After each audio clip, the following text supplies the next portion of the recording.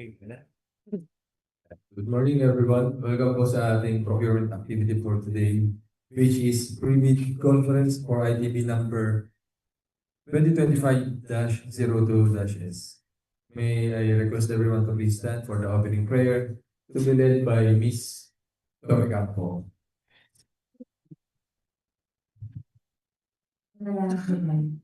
Aming amalan po ng mga Panginoon sa lahat, napakasalamat po ang bawat isa sa amin na isinapit po ng kaya kasalamat ito.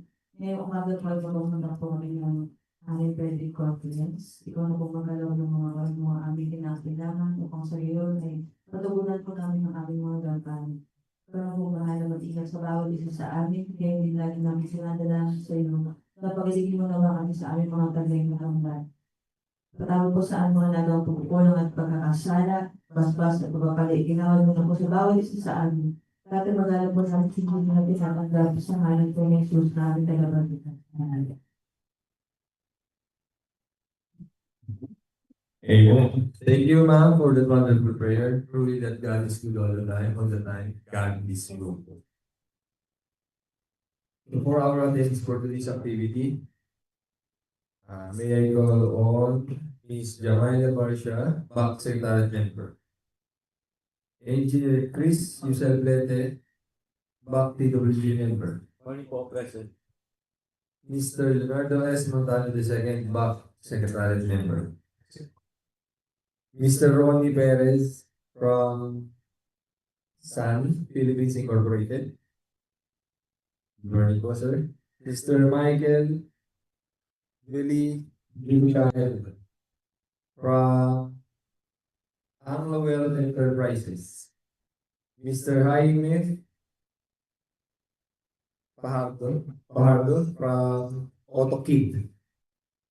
Miss Cheryl Reyes from BNT Marketing. Mr. John Antiquera from BNT Marketing.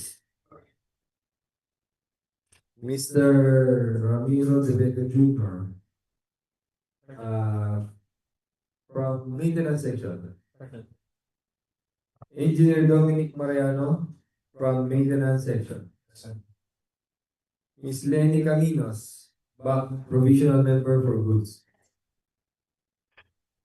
Engineer Alfred V. Delatore Jr., Back TWGL. Miss Imelda Constantino, Back TWG Member. Miss Janine Dadios, Back TWG Member. Miss Maricris Acevedo, Back Secretariat Member. Mr. Christopher Fernandez from Haino, Laguna. Miss Ian Rizaldo Recampo, Back Secretariat Member. Miss Hazel Jerry Guni, Back Secretariat Member. Miss Brina Orteliano, Back Regular Member. We would also like to acknowledge the presence via Zoom of the following.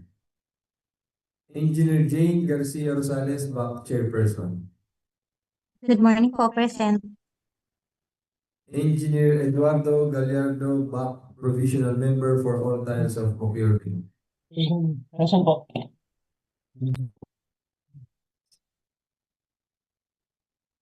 Andyan. Yun pala. Engineer Jaime Lactanin, Back Vice Chairperson. Present po.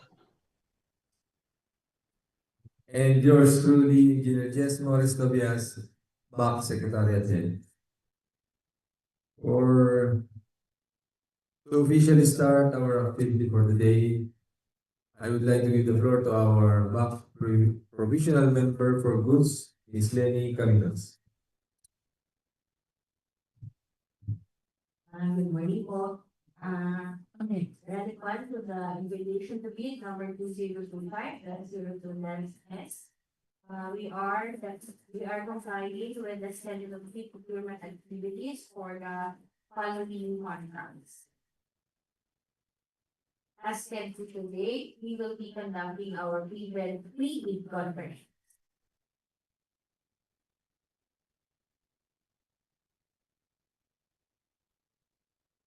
subject to dispute conference for the following contract.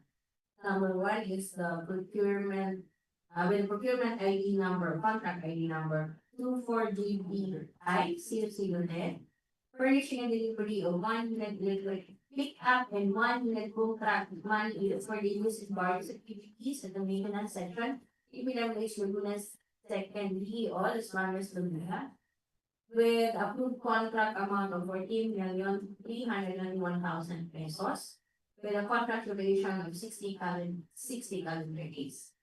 Second contract is ID number 25GBI 001, furnishing and delivery of both signage to be used within Laguna Second District Engineering Office, Los Baños, Laguna, with a approved budget contract amounting to 4,950,022 pesos, with a contract duration of 80 calendar days. And the last contract is contract ID number 25GBI 002, furnishing and delivery of various equipments and apparatus to be used within Laguna Second District Engineering Office, POA's Laboratory of Baños, Laguna, with approved budget of contract of 5,194,518 pesos and 35 centavos with a contract duration of 90 calendar days. So among the presenter for the mentioned contract ID. Ano ba? Represent For the information of everyone, questions, queries, and clarifications will be entertained right after each presentation. Once na nagsabi po si presenter na nag-ask na po siya kung mayroong queries man po, that's the time na pwede po tayo mag-bat-in para po sa ating mga queries. Okay, so let's start our presentation.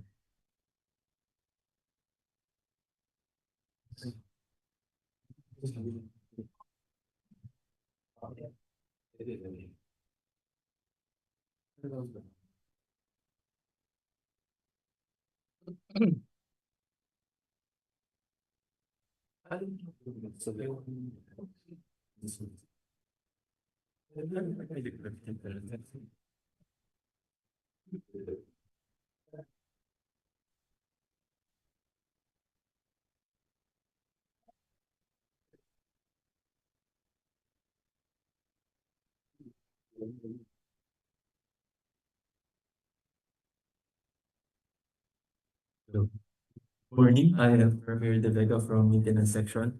And this is the furnishing and delivery of 1 unit electric pickup and 1 unit boom truck Manlift for use in the various activities at Maintenance Section, DPWH Laguna 2nd DEO, Los Baños, Laguna. For the program of works, with the item number of 2352, 1 unit of electric pickup costs 3,060,000 and a total amount of 3,060,000. With an item number of 1411, boom truck Manlift, 1 unit of boom truck Manlift costs 11,261,000. Total amount of 11,261,000. With a grand total of 14,321,000. For the technical specification of the electric pickup, with a drive system of 4x2, for the electric motor type, it has a permanent magnet, synchronous motor, a battery type of lithium-ion iron phosphate or LFP, has a gross weight of 3,200 kilograms, and a battery capacity of 12 volts. Traction battery capacity is 88.55 kilowatt-hour, a driving range of 520 to 600 kilometers. The brake type should be ventilated disc brake. Transmission type is automatic single speed, and it is electric powered. Body dimension should be 5,340 millimeters by 1,940 millimeters by 1,870 millimeters.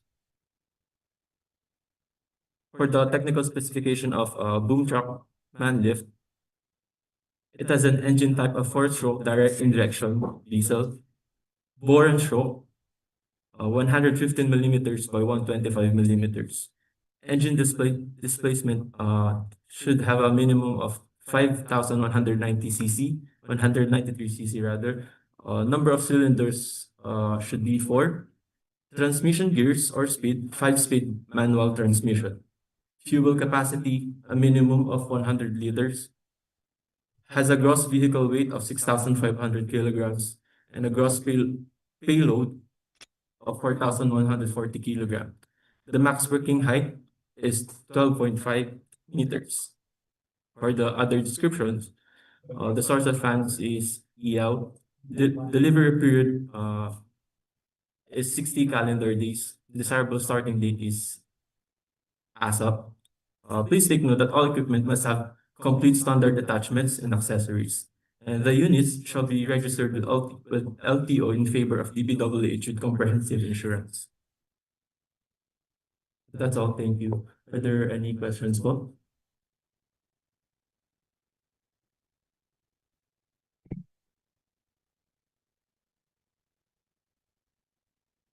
Yes, sir. Sir, good morning. Good morning po. We have to Yes, po. pick up po. Yes, po. Yung electric, full electric po talaga. Yet it's fully electric po. Thank you po. Okay po, thank you rin po. What else po? Any other questions po? Hello. Sir, regarding naman dun sa boot trap, doon narinig ko naman na minimum, pero possible pa po ba yun na bumaba yung engine displacement? No, this is the approved technical specifications po by Bureau of Equipment and Department of Budget Management po, so we can go lower than that po. That's the minimum po. Thank you po. Okay po, thank you po. What else po?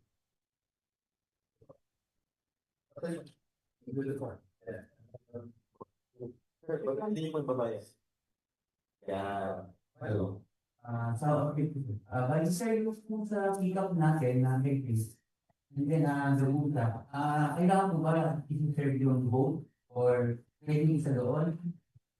Na-confirm ko po ito sa procurement natin. This is not an itemized, this is not a line item po. We have one winner daw po. So, magsaserve, yes po. Both po.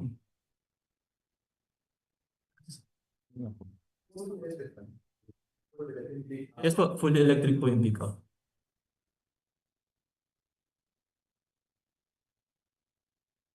Any questions po ba?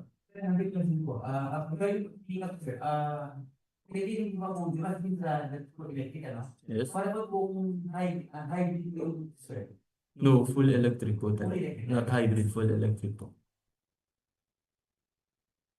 Are there any questions pa po? That's all po. Thank you po.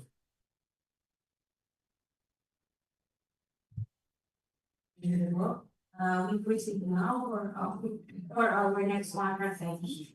Contract ID number 2505-001 for the delivery of road signage to be used within the 1 second. This engineering office of finance to do that.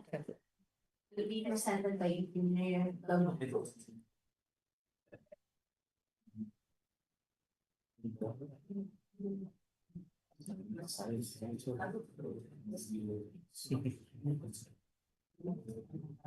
Hello po, good morning. My name is Engineer Dominic from the maintenance section. I will be presenting the permit for furnishing and delivery of road signage to be used within Laguna 2nd District Engineering Office, Los Baños, Laguna.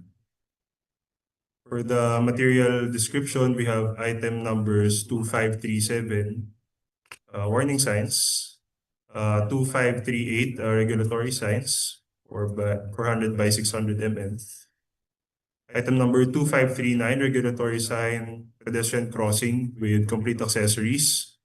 2540, regulatory sign, school children crossing sign. 600 mm with complete accessories. 2541, informative sign. 1.2 by 1.8, boundary sign face only with complete accessories. 2542, guide or information signs. Advanced direction signs, stop signs, sign face only. 2543, guide or information signs, 1.2 by 1.8. advanced directional sign with complete accessories, including post. 2170, hazard markers, slippery road sign, 0.9 by 0.6 with complete accessories, including post. 0890, regulatory sign, priority signs. 3 mm thick aluminum sheet, 60 cm triangle giveaway with complete accessories, including post. 2544, regulatory sign, 600 mm diameter, load restriction sign with complete accessories, including post. And lastly, we have 0884, solar powered traffic signage.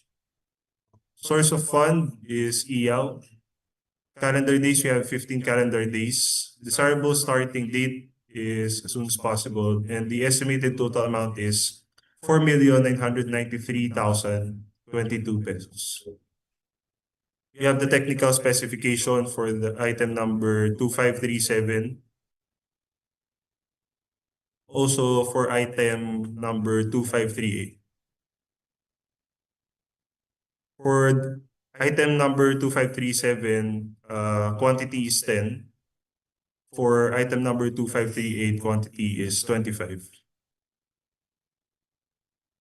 For item number 2539, we have 120 for the quantity, while for item number 2540, we have 30 each. For item number 2541, the quantity for this is 6. For item number 2541, ito din po yun.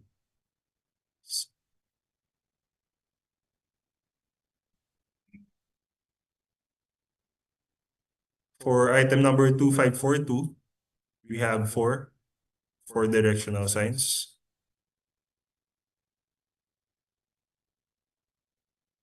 For item number 2543, we have 3 directional signs.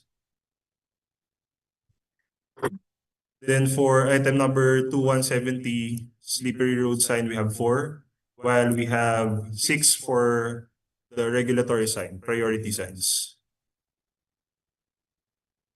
For item number 2544, we have 50 regulatory sign for load restriction, while we have 10 each for the item number 0884, solar powered traffic signage. That is all. Thank you. Are there any questions po?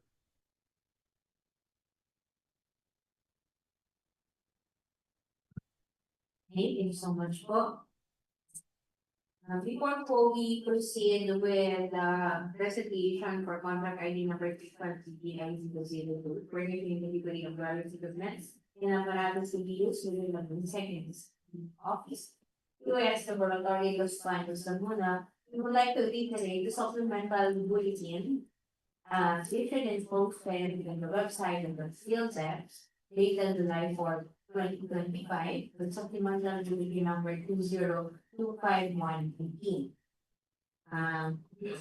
For the contract ID number 25GDI-002, furnishing and delivery of various equipment and apparatus to be used within the Laguna Second District Engineering Office, US Laboratory Los Baños, Laguna. The date of submission and opening of bid as advertised will be July 24, 2025, 9 p.m. As corrected, the date of submission of the opening of bid, again, as corrected, will be on July 23, 2025, 9 o'clock a.m. Another supplemental bulletin was issued dated July 8, 2025, with supplemental bulletin number 2025-19, same contract ID number name, emphasizing the additional requirements. Number 1 is preferably exclusive distributorship, or at least authorized distributor with local sales support.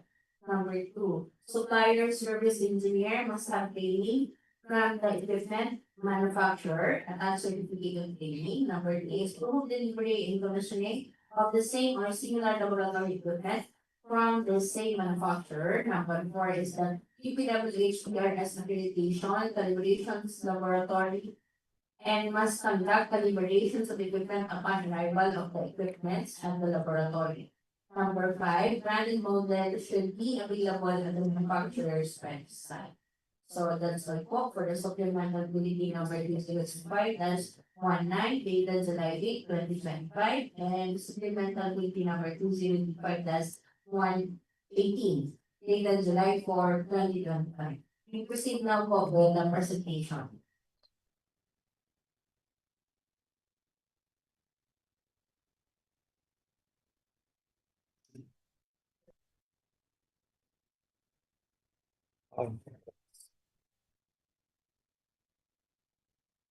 So, good morning po, everyone. I am Engineer Chris Yusadlete from the Quality Assurance section, and I will be presenting the furnishing and delivery of various equipments and apparatus to be used within the Laguna Second District Engineering Office, QS Laboratory, Los Baños, Laguna. For our program of works, precision balance, G1 laboratory balance with density kit accessories, G3 laboratory balance with density accessory kit, density kit accessories, analytical balance, metal gauge fracture, picnometer for asphalt, 25 ml glass, hot plate with temperature control, excuse me po, cone penetration apparatus test, VICAT apparatus, digital vernier caliper, sieves for asphalt 3 inches, for 1 inch, 3/4, 1/2 inch, 3/8, number 4, number 8, number 16, number 30, number 50, number 100, and number 200. For the pan, 3-inch diameter, cover 3-inch diameter, and pan 8-inch diameter, and cover 8 inches diameter. Tugang prism mold, 25 by 25 by 250 mm for autoclave. Wash sieve for 200, number 200. Wash sieve number 325. Concrete beam molds, 6 inches by 6 inches by 21 inches, painted steel. Concrete cylinder mold, 6 inches by 12 inches steel. Speedy moisture equipment, digital length comparator, autoclave machine, wet sieving apparatus, portable coring machine, gasoline engine type. For the technical specifications, which are approved by our DEO 100, approved by the Director of BRS, Juliana Di Vergara, last June 11, 2025. Here are the specs. Paano pa laki ito para makita nila? Ayun. Okay, thank you po. Control lang lang. For the precision balance with density kit accessory, digital, AC powered 220 to 240 volts. Sensitivity and readability is plus minus 0.001 grams. Capacity 520 grams. With local calibration showing accuracy of 0.02 grams or better, reproducibility of 0.02 grams or better, to be calibrated after delivery at the laboratory. Model is posted at the manufacturer's website and served with the calibration certificate. And for our G1 laboratory balance with density kit accessories, digital AC power 220 to 240 volts, sensitivity / readability 0.01 gram or better. Model is posted at the manufacturer's website, served with calibration and certificate.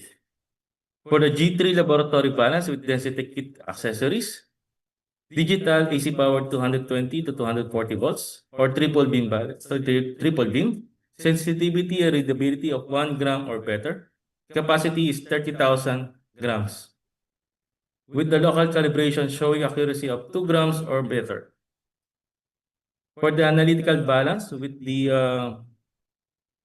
with density kit accessories, digital AC power 220 to 240 volts, sensitivity and readability of 0.0001 grams or better, with a capacity of 220 grams, with the local calibration showing accuracy of 0.002 grams or better. And for the reproductivity of 0.002 grams or better to be calibrated after delivery at the laboratory. Metal gauge structure, strain gauge or fracture for fractures 100 millimeter measuring length by 0.001 millimeter graduation can be used in concrete, steel, and or wood. Unit consists of strain gauge indicator. Picnometer for asphalt, 225 millimeter glass. Hot plate with temperature control, digital, AC power 220 to 240 volts, temperature range ambient is plus 5 degrees Celsius to 280 degrees Celsius. Heater is 3 kilowatts with 99 hours and 59 minutes timer. Dimension plate is 600 by 300 millimeter.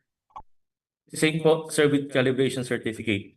For cone penetration apparatus, the apparatus shall conform as described in the test method D5, except that they specify herein.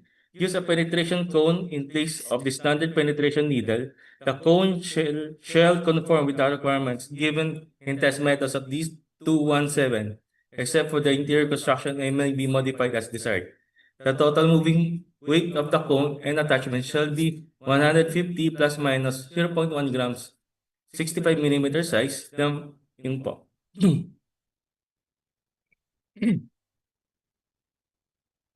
For the bicut apparatus, consists of the following parts. Consists of a metallic frame, graduated scale with index sliding probe of 300 grams, consistent plunger with diameter of 10 millimeter, glass base plate.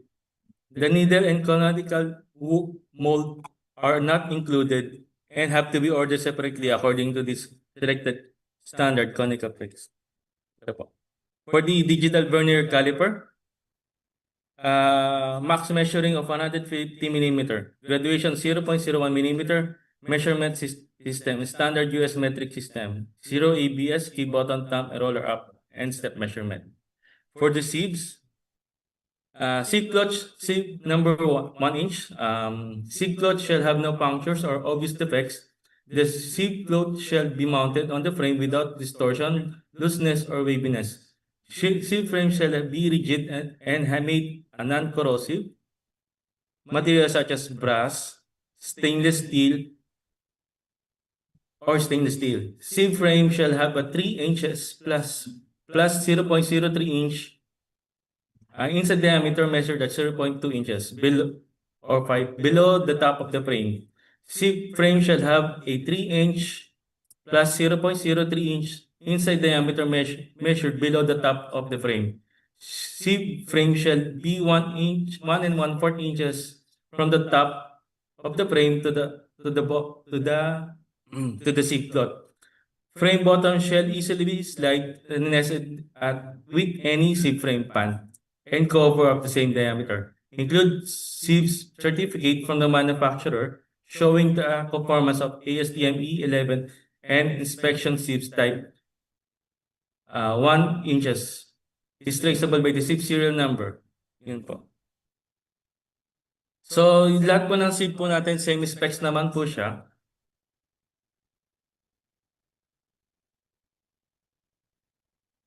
For the pan, the circular, of course, the top of the pan shall be constructed so as to provide easy sliding and nesting fit with the bottom 3-inch diameter sieves. Maximum height of 1 and 1/4 inches. Made of non-corrosive materials and such as brass and stainless steel. Cover for 3-inch diameter. Circular, the bottom of the pan shall be constructed so as to provide it as easy sliding or nesting fit with the bottom of 3 inches diameter sieves. Same din po siya ng pan 8 inches saka yung cover po ng 8 inches diameter.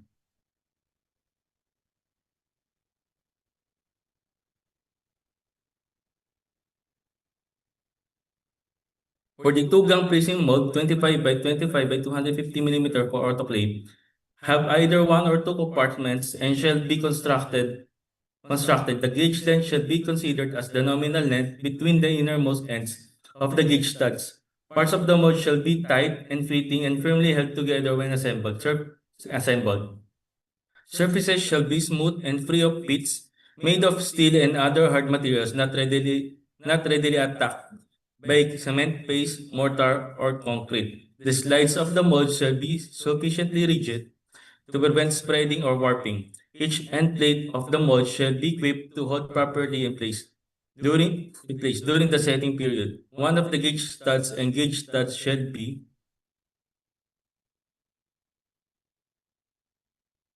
of American Iron and Steel Institute Type 316 stainless steel and or other corrosion-resistant materials of similar hardiness.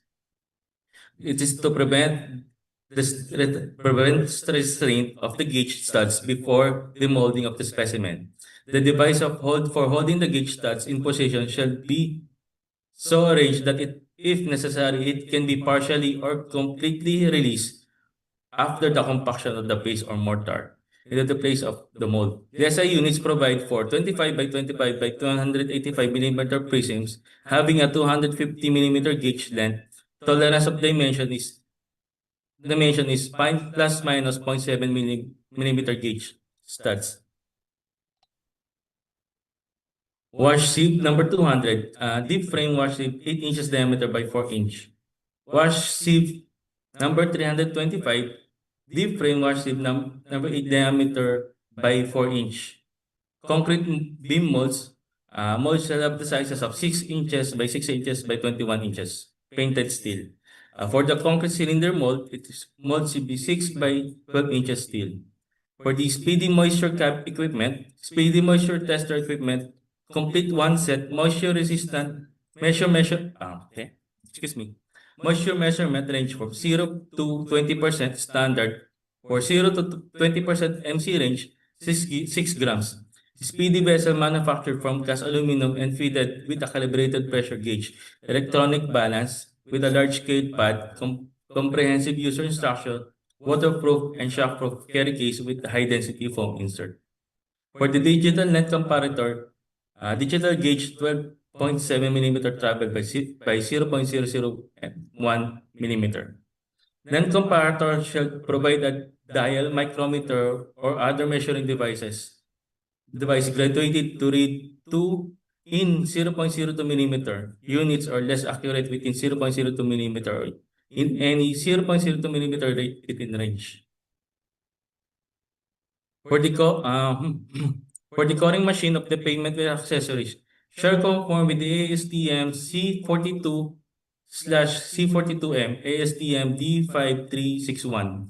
The machine is designed to cut course up to 150 millimeter diameter or better for concrete, asphalt, and similar hard construction materials. The machine comprises of vertical support column that carries the drill head motor assembly. The motor assembly comprises with a minimum of 6.5 horsepower diesel or petrol engine. Ball screw mechanism enables close control of the drilling pressure and rapid return when drilling is completed. A water spraying assembly mounted metal base spring with leveling and fixing facility during the operation. The complete assembly is supplied on a rigid wheel-mounted metal base frame when leveling and fixing the facility during the operation. Other requirements, the calibration certificate from the manufacturer or supplier if available. Sige po. Thank you po. Any questions po? Yung pong specs po, kasama naman po ata doon sa nai-post doon sa approved DEO 100 naman po.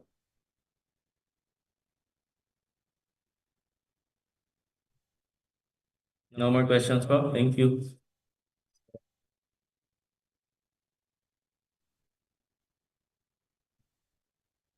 Yeah. Our next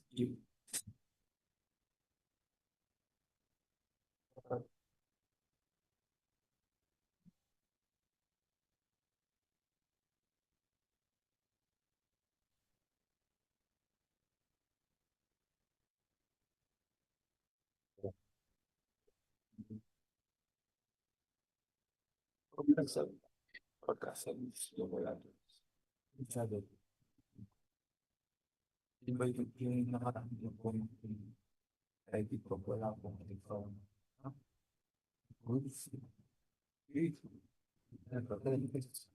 Lumulo na lang.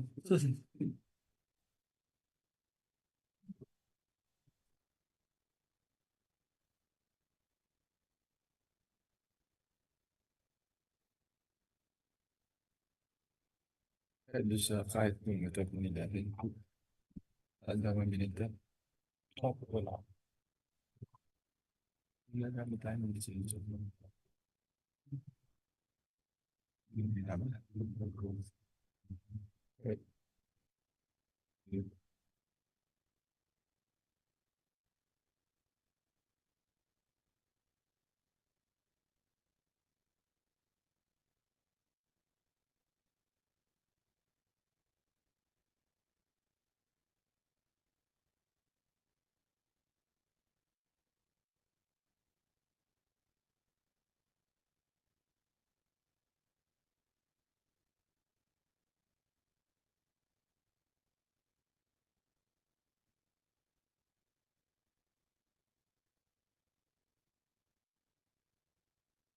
Yeah. Share mo na.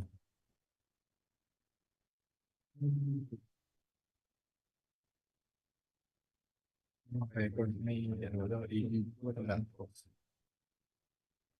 Hello. Hello. Now, once again for this pre-bid conference, ITB number 2025-02-S with contract ID numbers 24 GDI 0010, 25 GDI 0001, and 25 GDI 0002.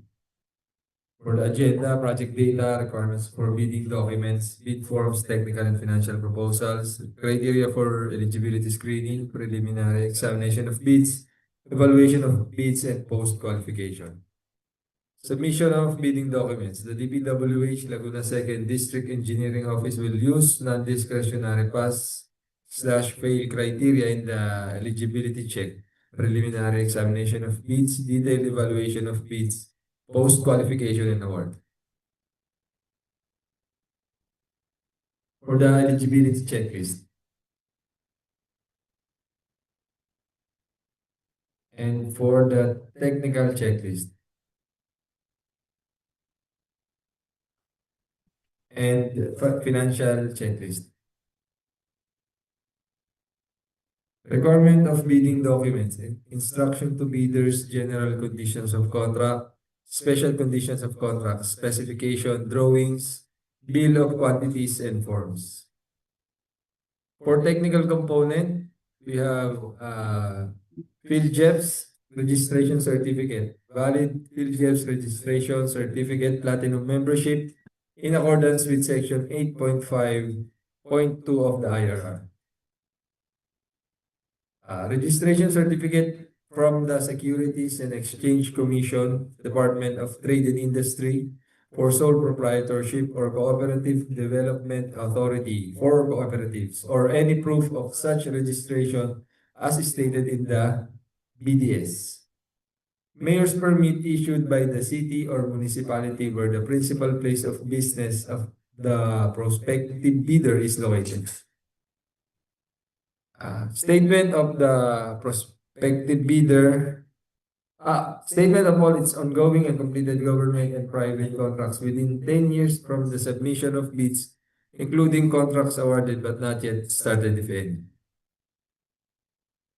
Audited financial statements showing, among others, the prospective total and current assets and liabilities stamped received by the BIR or its duly accredited and authorized institutions for the preceding calendar year, which should not be earlier than 2 years from the date of bid submission. Tax clearance certificate and NFCC. The net financial contracting capacity of the bidder shall be used in the eligibility processing. Prospective bidder must have an NFCC at least equal to the ABC to be procured as follows.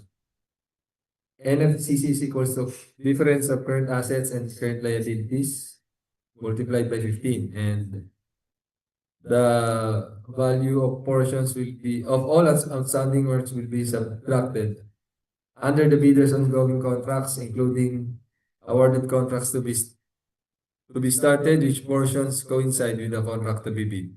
In the NFCC, the fixed factor of 15 shall be used in the computation of NFCC regardless of the contract duration. We also have technical specification, production, delivery, and schedule. Statement of availability for after sales support, services, and parts. After sales service, parts, warranty certificate, and brochures of offered product. Instruction to bidders under ITB clause 12.1.a from bid data sheet. Suppliers should submit certification of warranty for the remaining 2 years.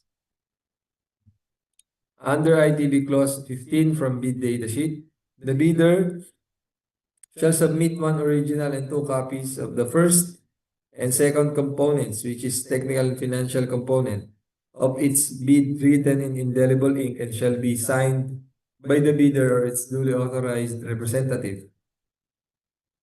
All envelopes shall A. contain the name of the contract to be bid in capital letters. B. bear the name and address of the bidder in capital letters. C. be addressed to the procuring entity's back. D. bear the specific contract identification of this bidding process. And E. bear a warning, do not open before the date and time for the opening of bids. The bidder shall enclose their original eligibility or technical documents in 1 sealed envelope marked original technical component and the original of their financial component in another sealed envelope marked original financial component, sealing them all in an outer envelope marked original bid. Each copy of the first and second envelopes shall be similarly sealed, duly marking the inner envelopes as copy number 1 or 2 technical component and copy number 1 or 2 financial component and the outer envelope as copy number 1 or 2. These envelopes containing the original and copies shall then be enclosed in 1 single envelope. The bid documents, both technical and financial proposal, must be book bounded or fastened at the left side with ear tag in A4 size of bond paper, font size 10 or up in 70 to 100% scale with documentary stamps and paginated as per DEO number 90 series of 2002. Yung ating pong envelope system ay not necessarily magiging grounds po para po kayo ay non-comply or outright disqualification. Ginagawa lang po natin ito para po maging presentable po yung ating bid at para po sa ating mga back members, DPWH Secretariat ay madaling ma-check yung mga kailangan po ng mga documents. So for the schedules for ITB number 2025-02-S, deadline for submission of bids on or before July 23, 2025 at 9 a.m. Opening of bids immediately after the deadline of submission at DPWH Laguna 2nd District Engineering Office, New Conference Room, Barangay Bambang, Los Baños, Laguna. Bids must be duly received by the back secretariat through for manual submission, as I have said a while ago here in our office. So please be informed that the above mentioned required bidding documents are posted and available at the DPWH website and field jets for your reference and guidance. So for the last time, we're encouraging especially our prospective leader to don't hesitate to ask questions regarding the topics being discussed this morning. Ma'am, sir, any questions po? So kung clear na po sa lahat and upon checking our YouTube live,